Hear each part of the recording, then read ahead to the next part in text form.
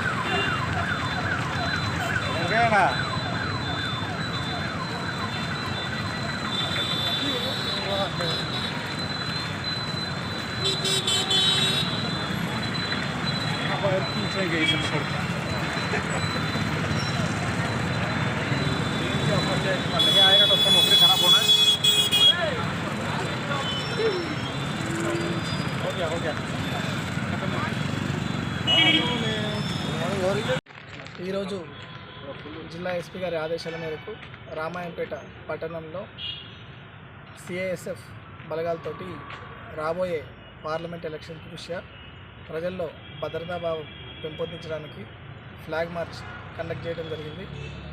ఈ flag March Ramayampet టౌన్లోని ప్రధాన వీధుల ద్వారా తిరిగి పోలీస్ స్టేషన్ రావడం జరిగింది. తర్వాత క్రిటికల్ పోలింగ్ స్టేషన్స్ అయినటువంటి అక్కన్నపేట, కాట్రియాల, లక్ష్మాపూర్ విలేజెస్లో కూడా ఇది కంటిన్యూ అవుతుంది.